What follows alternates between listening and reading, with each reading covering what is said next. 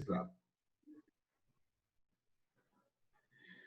Bem, agora está gravando, né? Gravando, isso. Vamos começar gravando, repetindo o que eu estava dizendo.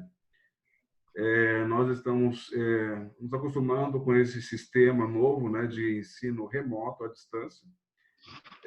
Não tem sido fácil nem para os professores, nem para os alunos. Eu, da minha parte, eu estou tentando fazer uma interação com vocês, montando uma planilha com aqueles que entregaram, quem não entregaram, quem entregou no prazo, quem entregou fora do prazo. O importante, no momento, é a participação de vocês. É claro que tem sempre alguma falha para ser corrigida, ninguém é perfeito, até porque, né, esse sistema é novo e a gente está aprendendo a lidar com ele, tanto nós, professores, como vocês, alunos. Estou tendo bastante reclamação, né, de gente que manda as atividades e eu não marco, né, na planilha. Às vezes acontece, né, que eu estou colocando lá a marcação, às vezes, durante o momento que eu estou montando, que eu faço isso, na sexta-feira à noite, né? Tem gente que está mandando e, ao mesmo tempo, eu estou marcando. Aí, eu marquei, passei para outra classe, aquele que chegou depois eu não vejo. Então, isso acontece. Sem contar que alguns, né, realmente eu como bola, não tenho problema em admitir isso. Mas eu quero dizer para vocês que todos aqueles, né, que perceberam que eu não marquei e reclamaram comigo, eu voltei lá no e-mail, procurei e descobri o que tinha acontecido. Algumas falhas têm sido também, pessoal, por causa da dificuldade, né, de uso, a questão de não ter habilidade para mexer na internet, por parte até de alguns alunos. Esse negócio, como eu disse para vocês, é novo, não é todo mundo que tem né, que sabe mexer. Eu mesmo nunca usei Zoom, primeira vez que estou usando esse aplicativo para reunião. Tive muita dificuldade com ele no começo, até mesmo a parte de gravação, né? Eu comecei a gravar e eu não conseguia converter lá para o YouTube, como o Pedro faz. Na semana passada, eu consegui fazer a primeira gravação direitinho, mas ainda assim teve um pedaço da aula que eu não consegui gravar, porque deu corrupção, falou que o arquivo tinha sido corrompido. Não sei por que corrompeu, porque eu fiz os outros e deu tudo certo. Mas assim a gente vai caminhando, tá? Então, tá tendo dificuldade de vários tipos. Tem gente que usa mais de um e-mail para entregar atividade, manda pelo e-mail da mãe, do avô, né, do namorado. Às vezes o cara, o nome do aluno é João, mas ele manda pelo e-mail da Maria, né, e não coloca no assunto do e-mail o nome dele. Aí eu estou conversando com o cara achando que ele é a Maria, mas é o João.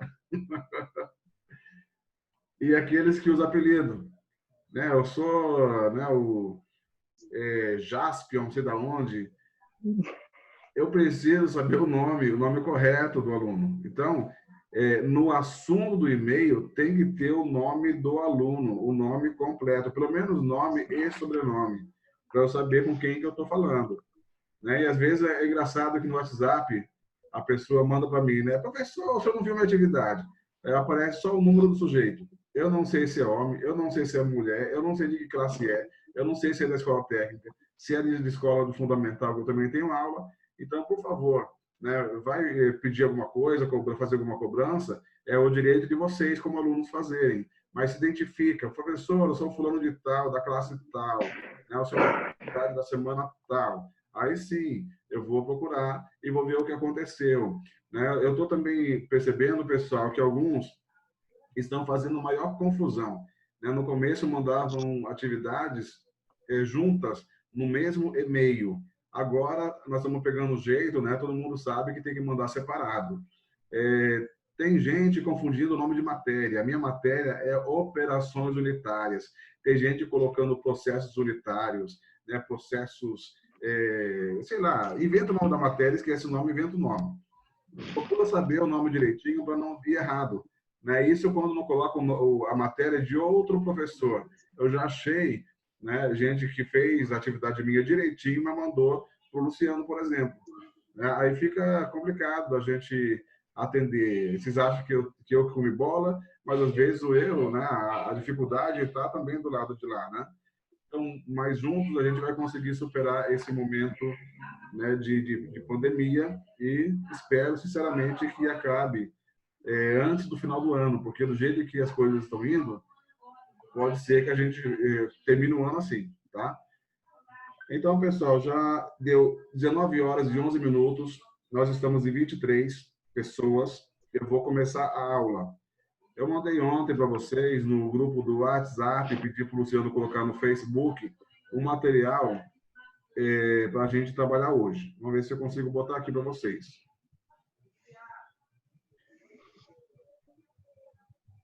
Tá aparecendo na tela aí? Todo mundo tá vendo? Sim. Eu vou botar na tela maior. Deixa eu ver se consigo.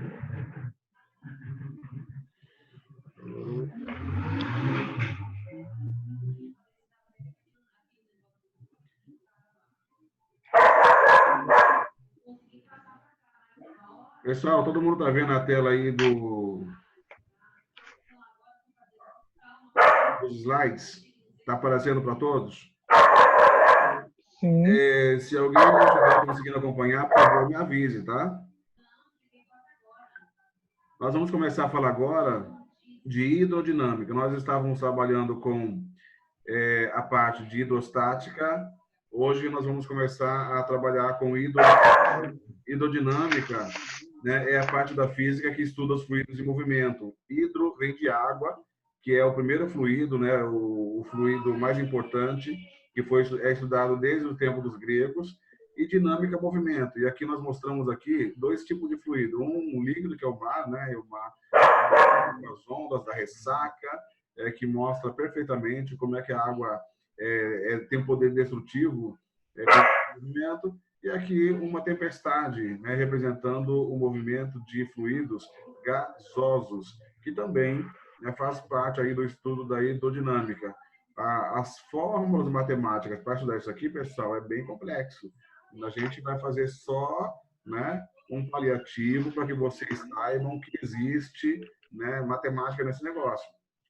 Para a gente entender, pelo menos, um pouquinho o comportamento do fluido quando ele está em movimento. A gente, como químico, né, a gente vai trabalhar, né, com transporte de fluido na indústria e também com armazenamento de fluido. O armazenamento, o fluido está parado.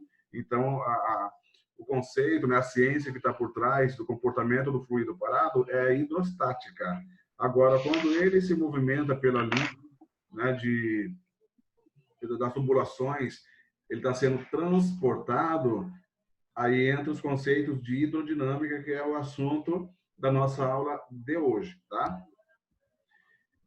Então, dando sequência aí... Opa, peraí.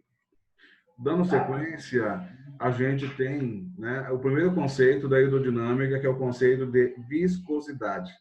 A viscosidade é uma propriedade que o fluido tem de resistir ao escoamento. Ali eu escrevi errado, coloquei escoamento, é escoamento, tá? Escoamento é o movimento do fluido. Você coloca, por exemplo, uma canaleta de água, né, inclinada, você derruba um copo de água na parte mais alta, a água faz como? Ela vem e ela desce, né, seguindo a força da gravidade. Esse movimento da água, ela vai encontrar alguma resistência, que é a própria o próprio material do que o duto, né, o tubo, a tubulação é feita, vai resistir, arrastar um pouquinho dessa água. O movimento das partículas de água que estão batendo uma sobre a outra também vai dificultar um pouco o movimento, mas ela vai descer lá a tubulação inclinada, tá? Essa dificuldade de fluir, né, de se movimentar, é chamada de viscosidade. E a explicação que a gente dá para elas é que a resistência que se tem ao movimento é explicada pelo atrito interno. Como eu disse, a água é feita de moléculas de H2O. Elas estão, de alguma forma, ligadas uma na outra. Existe uma força intermolecular. Eu não sei se vocês já viram isso, mas nós aprendemos no curso as forças moleculares, né, as forças internas, que é ligação iônica, ligação covalente, ligação metálica. É claro que vocês viram que estão no segundo ano. E depois a gente aprende sobre as ligações que são fora da molécula. Tem as dentro da molécula, dentro do composto, e as ligações que estão fora. As ligações que são intermoleculares entre as moléculas, essas forças também são importantes, porque elas explicam uma série de comportamentos de materiais. E aqui no caso do fluido, né, a viscosidade, né, tem como uma das explicações o atrito que existe entre essas moléculas. Elas têm alguma coisa que liga elas. Quando eu faço, né, coloco uma força em cima delas, elas são obrigadas a se movimentar. Nessa movimentação, elas têm que romper essa ligação, né, que existe entre as moléculas. E nesse rompimento vai produzir um atrito. Esse atrito dificulta o movimento. Esse é um dos fatores que compõe aí a viscosidade. E além de delas se chocarem entre elas, elas também vão se chocar contra as paredes do recipiente que as contém. Como eu disse, né? Você vai colocar uma tubulação, coloca um copo de água lá no alto, ela vai descer a tubulação, vai chocar entre elas, as moléculas de água, também vai bater nas paredes, né, do duto aí. Se for de plástico, PVC, a resistência é uma, se for de ferro é outra, e se for de cimento ainda é outra. Tá? Aqui embaixo tem a modulação. Quanto maior for a fluidez, mais baixa vai ser a viscosidade. Tá? Quanto mais difícil for para o fluido seguir, gente, desliga o áudio. Quanto mais difícil for para ele se locomover, aqui está representando uma gota de óleo, maior vai ser essa viscosidade. Beleza? Se alguém não conseguir entender algum conceito desse, que hoje é só a parte teórica, tá? Eu deixei os cálculos para a semana que vem. Opa.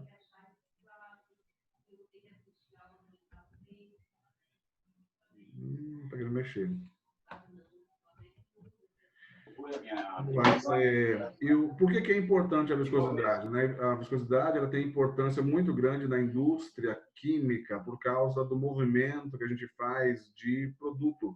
Né? Como disse anteriormente, quem já esteve numa indústria, ou foi na Dow Química, ou esteve na Carbocloro, que todos os anos a gente vai, né? O que você vê de tubulação lá não é brincadeira, é muita tubulação.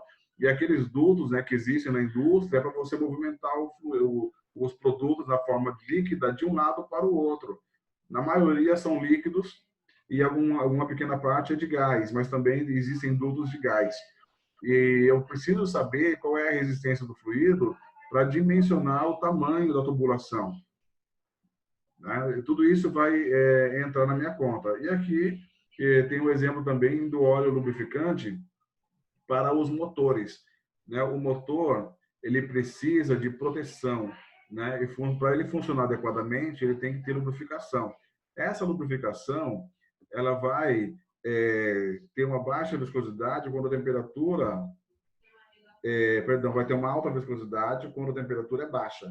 Mas conforme o motor esquenta, ele vai ficar mais fluido, né? Vai ficar mais... a viscosidade vai ser mais baixa, ele vai ficar mais fluido, numa linguagem assim, sei lá, mais popular, ele ficaria mais solto, digamos assim, né? E essa fluidez, essa facilidade do óleo, ele vai ajudar o motor a funcionar melhor. Então, cada motor tem um óleo lubrificante específico, e esse óleo ele tem que ser trocado de tempos em tempos, porque senão você coloca em risco o funcionamento do motor. Né? Hoje eu tenho carro, mas eu já tive moto, e quando comprei moto eu era muito novo, não tinha noção, e aí eu achava que não precisava trocar o óleo, até que um dia o motor da minha moto fundiu, e eu tive um maior prejuízo. Aí eu descobri, né, que a troca do óleo ele é muito importante para que o motor funcione direitinho, tá? Aí vem os tipos de viscosidade. A viscosidade, existem dois tipos. A viscosidade absoluta ou dinâmica, né, que é o que está sendo mostrado aqui. Quem estudou essa viscosidade foi o Newton, Isaac Newton. É o mesmo que descobriu lá a força da gravidade. Esse Newton ele conseguiu relacionar, né, a força que é exercida sobre o fluido, né? Aqui nós temos o F puxando aqui o fluido. Ele estudou com duas placas, uma placa Professor, uma placa móvel em cima e o fluido no meio. Então o que ele fez? Essa placa que está em cima do fluido, ele aplicava uma força para que esse fluido se movimentasse. E essa movimentação, né, tem uma resistência. Essa resistência geralmente acontece por causa dessa força, chamada força de cisalhamento, que é o que nós falamos anteriormente, né, a resistência das partículas que se chocam uma contra as outras, ela vai oferecer uma resistência. Essa resistência é chamada de viscosidade absoluta ou dinâmica. Isso aqui eu coloquei só para que vocês tenham mais ou menos uma ideia, um conceito, tá? Do que é a viscosidade dinâmica. Mais à frente, nós vamos falar da fórmula simplificada para encontrar essa viscosidade absoluta ou dinâmica. Aqui, né, são informações que vocês não são obrigados a saber, né, porque nós estamos em nível técnico, né, essas informações de derivada, de, né, integral que aparece aqui, isso daqui é tudo de nível superior. Quem for para a faculdade fazer engenharia ou química tecnológica vai aprender isso aqui com mais afinco, com mais profundidade. Como eu disse no início do ano, nós vamos ver isso apenas superficialmente, mas o suficiente para afogar alguns, tá? Pessoal, eu estou indo muito rápido, vocês estão entendendo tudo? Alguém tem alguma pergunta? Tá tudo jóia? Podemos continuar? professor, eu gostaria que você explicasse novamente sobre o óleo lubrificante aí, que estava muito barulho, não deu para entender, por favor. Sim. Só um minutinho, peraí. Ô, Eric, sem barulho, por favor, tá me atrapalhando aqui. Admar.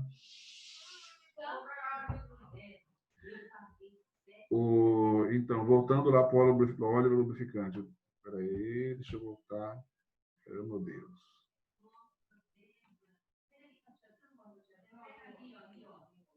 Esse aqui, né? O óleo lubrificante. Então, todo óleo de carro e de motor, ele tem uma especificação, né? Essa especificação vai trazer informação sobre a viscosidade desse óleo em baixas temperaturas e em altas temperaturas. Então, conforme o motor vai trabalhando, as peças elas têm que conseguir se movimentar e para isso precisa ter um óleo, né, que cobre essas peças. Esse óleo ele é especial para cada motor, né? Ou geralmente o óleo ele tem viscosidade baixa quando a temperatura, ele tem viscosidade alta quando a temperatura é baixa. Mas quando você esquenta o óleo, a viscosidade fica menor, ele fica mais fluido, né? Ele consegue se espalhar pelo motor com maior facilidade e as engrenagens funcionam melhor. Por isso que você não pode colocar o fluido errado lá no motor, o lubrificante diferente. Tem que ser aquele especificado pelo fabricante, porque esse lubrificante, né, que quando esquenta tem baixa viscosidade, ele vai facilitar, né, o trabalho do motor. O motor vai funcionar melhor. E é por isso mesmo que a gente não pode ficar muito tempo com um lubrificante lá no motor, porque esse lubrificante ele vai sendo usado e vai sendo gasto. Existe dentro do motor lá um reservatório do óleo, e esse reservatório ele vai baixando. O mecânico, quando ele vai olhar o motor, ele tem uma varinha que ele coloca dentro lá do tanquezinho de óleo e ele sabe o nível de óleo. Aí ele informa, ó, tem que trocar, tem que botar mais, né? Normalmente, para carro, são 10 mil quilômetros. A cada 10 mil quilômetros tem que trocar o óleo lubrificante do motor. Para moto, se não me engano, perdão, 1.500 quilômetros. Para carro, são 10 mil quilômetros. Geralmente, tem carro que é mais, tem carro que é menos. Depende aí do tipo do motor, tá? Mas o óleo lubrificante, ele é especificado de acordo com a viscosidade. Se você botar um óleo diferente, com uma viscosidade diferente, ele não serve pode não servir para o motor que você tem em casa, tá?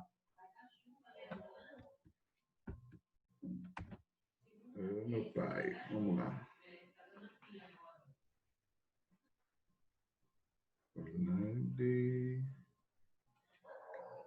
Esse aqui da viscosidade absoluta, deu para entender mais ou menos como é que funciona?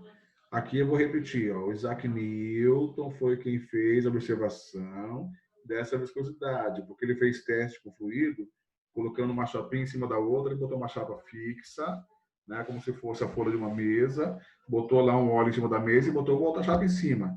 E aí ele foi puxar a chapinha. Ele percebeu que ele tinha dificuldade de movimentar a chapa, não era tão simples assim. E estudando essa resistência que existe, ele deu nome para isso de viscosidade absoluta ou dinâmica. Né? Essas expressões que estão aqui é apenas ilustrativa, eu não vou cobrar isso de vocês, só para mostrar que isso aqui é trabalhado em nível superior com a matemática também de nível superior. Eu não vou entrar com essa profundidade. Mais à frente, eu vou mostrar para vocês, né, uma fórmula simplificada de como calcula a viscosidade dinâmica ou absoluta, tá? Como estava dizendo, aqui nós temos a formulazinha. Então, mesmo esquema, o desenho ele mostra aqui uma superfície fixa, uma chapa em cima de um líquido, né? Conforme o movimento dessa chapa, aplica uma força, ela se movimenta. Ela se movimentando, né, ela vai provocar um gradiente de velocidade no fluido. E esse gradiente de velocidade vai depender da força aplicada, porque eu vou ter uma resistência. Essa resistência é chamada de força de cisalhamento, que está ligada diretamente à velocidade do fluido. Por isso, o cálculo da viscosidade dinâmica é assim, simplificado, tá? Porque o cálculo completo dela envolve uma matemática de nível superior que é com integradas e derivadas que vocês não aprenderam isso no ensino médio nem no ensino técnico, teremos condições de ensinar para vocês. Então, nós fizemos aí uma simplificação e aqui nós temos a viscosidade dinâmica é igual à força de cisalhamento, que é esse T grego aqui, dividido pelo V, que é a velocidade, tá? Eu sabendo a velocidade, conhecendo a força de cisalhamento, a tensão de cisalhamento, eu consigo achar a viscosidade dinâmica. Na semana que vem, como eu disse, eu vou só trabalhar a parte de cálculo com vocês. Hoje, nós vamos ver apenas teoria. Aí, o segundo tipo de viscosidade é chamado de viscosidade cinemática. Essa viscosidade cinemática, ela deriva da outra, né, que é a dinâmica ou absoluta, e se expressa através da divisão, né, da razão entre a viscosidade absoluta e a massa específica do fluido, como está nessa formulazinha aí. Aplicando, se eu sei uma, eu consigo chegar a outra. Pessoal, unidade de viscosidade. Eu não consegui mexer nesse desenho aqui, que eu peguei da internet, né, e eu observei que o pessoal faz maior confusão. Que nem aqui, ó, viscosidade aqui de cima, ele usou o símbolo que nós usamos antes para a viscosidade cinemática. Mas esse símbolo aqui, né, ele está representando nessa gravura a viscosidade dinâmica. A expressão da viscosidade dinâmica no sistema internacional é Newton vezes segundo dividido por metro ao quadrado, que também é conhecido como Pascal segundo, porque Newton por metro ao quadrado chama Pascal. Vezes segundo, a gente chama de Pascal segundo. Esse aqui no sistema internacional. Na prática, que ele colocou aqui, né, no sistema CGS. CGS é C de centímetro, G de grama e S de segundo. Então, C centímetro é de comprimento. Lá em cima, o comprimento no sistema internacional é em metro. A massa no sistema CGS é grama, por isso que é C de centímetro, G de grama e S de segundo. Aí se expressa em grama por centímetro vezes segundo, que esse conjuntinho aí é chamado de poase. Se escreve poise, mas se lê poase. É lá da França, né? O cara que inventou isso botou o nome dele na viscosidade. E embaixo nós temos no sistema internacional a viscosidade cinemática, ele representou por V aqui, mas nós vamos trabalhar com esse símbolo N. Então, quem tiver habilidade de mexer nisso daqui e puder me ajudar, arruma para mim esses negocinhos aqui, tá? Quem sabe fazer isso, que eu não consegui fazer, não. Então, a viscosidade cinemática ela é expressa em metro ao quadrado por segundo no sistema internacional e também é utilizado um nome chamado estoque, representado por ST. Esse estoque, ele na equivalência dele para metro quadrado por segundo, é 10 a menos 4. E é muito utilizado. Tanto o POASE para a viscosidade dinâmica, como o estoque para a viscosidade cinemática. E aí nós temos as classificações dos fluidos. Existem duas classes de fluidos. Os fluidos newtonianos, que obedecem à lei de Newton, né? Esses fluidos têm uma viscosidade constante, né? Você vai aumentando a temperatura deles, a viscosidade deles vai diminuindo, e é uma linha reta, é constante. Pessoal, faltam 10 minutos para terminar essa aula. Assim que terminar, eu abro outra reunião, tá? Normalmente, fluidos newtonianos, eles são sistemas homogêneos. Observe aqui o álcool sozinho, a água sozinha, né? O óleo sozinho. Eu posso colocar o ar atmosférico, que é homogêneo, também é um fluido newtoniano, tá? E fluido não newtoniano, eles não obedecem à lei de Newton, ou seja, eles não apresentam a viscosidade variável. Né? Perdão, eles não apresentam a viscosidade constante. A viscosidade deles é variável. Então, se eu botar no gráfico, não vai ser uma reta, vai ser uma curva. Aí, nós temos o exemplo do ketchup, da pasta de dente e da tinta. Puxando para o nosso conceito de sistema, são sistemas heterogêneos. Se você for olhar mais de perto, né, você vê que existem partículas que não é homogêneo que nem o sistema anterior. Por isso que na hora de trabalhar a viscosidade, aumentar a temperatura, vai ter uma deformação entre as partículas de forma não uniforme, como acontece com os fluidos homogêneos, tá? Por isso que não apresenta uma viscosidade constante, e aí esses fluidos têm o nome de não newtonianos. E aí vem aí umas tabelinhas para a gente analisar. Ó, gases, hidrogênio, ar e xenônio. O hidrogênio é a menor molécula que tem. Obviamente, vai ser muito fácil de você movimentar um gás de hidrogênio para movimentar tem mais facilidade. Então, a resistência do hidrogênio para ser movimentado é menor. A viscosidade dele vai ser muito baixa.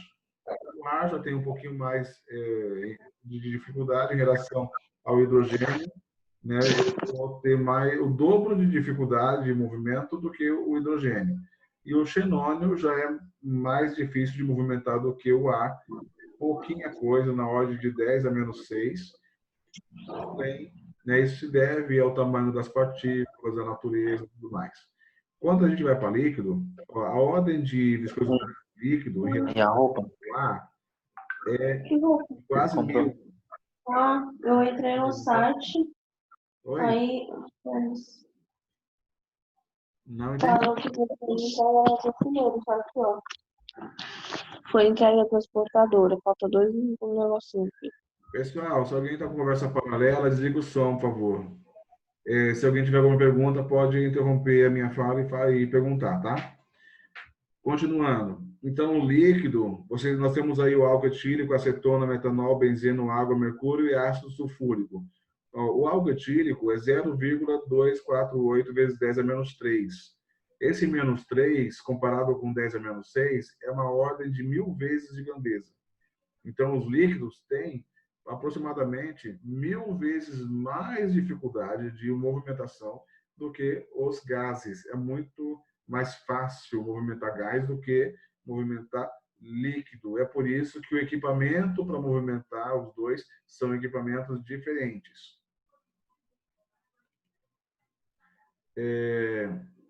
Para movimentar gás, usamos compressor. Para movimentar líquidos, usamos bombas. Então, outra coisa importante de comentar aqui, ó, álcool etílico, 0,24, 0,25 vezes 10 a menos 3, água, 1 vezes 10 a menos 3. A diferença da água para o álcool etílico é aproximadamente 4 vezes mais difícil movimentar água do que movimentar o álcool etílico. E por que isso acontece?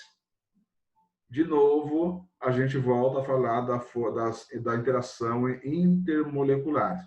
A ligação entre as moléculas de água é ponte de hidrogênio. É muito mais difícil você romper uma ponte de hidrogênio do que romper lá a ligação intermolecular do álcool etílico, que é força de Van der Waals de polo de polo, né?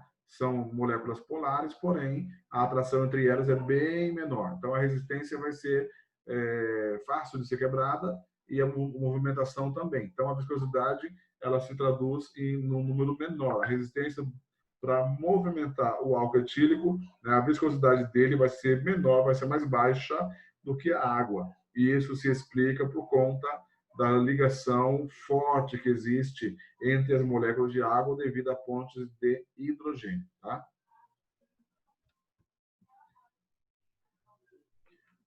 Se alguém tiver perguntas, pode fazer.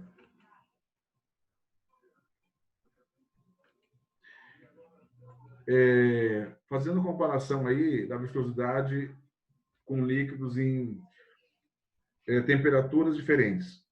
Por exemplo, a água. A 0 grau, a água tem viscosidade de 1,80 centipoase. Centipoase é a centésima parte de um poase, tá? Quando sobe para 20 graus, né, a viscosidade cai para 1. Observe que caiu quase pela metade. E quando a água está a 100 graus, na forma líquida, ainda ela é 0,28, quase um quarto de 20 graus. Então, observação na prática que a gente vê isso. O líquido, conforme você aumenta a temperatura, diminui a viscosidade. Diminui a viscosidade. Por que isso acontece? De novo, a gente volta lá para a teoria das partículas. As partículas de água, elas têm uma atração uma com a outra, tá? E essa atração, ela é diferente de acordo com a temperatura. Se eu tiver temperatura mais baixa, ela se torna mais próxima uma das outras. Se eu aqueço a água ou qualquer líquido, ela vai ter um distanciamento, ainda que pequeno, uma da outra. Na hora de movimentar, se eu estiver muito perto, o choque vai ser maior. Se eu estiver um pouco mais distante, vai se chocar também, mas o choque vai ser mais facilitado. E lembrando que os líquidos, eles têm a propriedade de derramar, de escoar, ou seja, de uma partícula rolar por cima da outra. Se ela está mais afastada, está com mais energia, ela vai rolar com mais facilidade. É por isso que, quando a gente esquenta, né, um líquido, ele se torna mais fluido. Olhando agora para o gás, observe que o gás, o ar, a 0 grau centígrado, ele tem a viscosidade de 0,017 poase. Quando sobe para 100 graus, é 0,02 poase. Aí tem uma pequena diferença, porém, a gente observa que o ar, quando ele esquenta, ele fica mais resistente ao movimento. A viscosidade dele aumenta, diferente do líquido. E como é que a gente explica isso? Mesma coisa, a mesma explicação da teoria das partículas. O que é um gás? O que caracteriza um gás? O gás ele não tem as moléculas, as partículas completamente soltas, não tem nada que ligue ele a essas partículas. Então, as partículas de ar estão em movimento e batendo nas paredes. O que acontece quando eu aqueço o gás? Esse movimento se torna mais intenso, né? De bater nas paredes, de bater uma na outra. E quando eu preciso movimentar o gás, se ele está mais quente, com maior movimento entre as partículas, eu vou ter um sensível dificuldade, né? Um sensível aumento na dificuldade para movimentar esse gás. E por isso que a viscosidade ela aumenta por conta do choque das partículas nas paredes do recipiente e entre elas, tá? Aqui embaixo nós temos outro exemplo do CO2. CO2 é 0 grau, a viscosidade é 0,01370. A 100 graus, 0,018. Aumentou quase 50% aqui a viscosidade. Mesma explicação. As partículas estão em movimento, né? E quando aquece, o movimento entre elas aumenta e isso dificulta o transporte. Pessoal, falta menos de 1 minuto, vai acabar essa reunião e eu já vou abrir outra em seguida, tá? Mas nós estamos acabando já. Aqui é a explicação, pessoal, o que eu acabei de dizer. Nos líquidos, a viscosidade é diretamente proporcional à força de atração das moléculas. E a viscosidade diminui com o aumento da temperatura, porque essa atração vai diminuir também. Nos gases é o contrário, o que está sendo considerado energia cinética de movimento.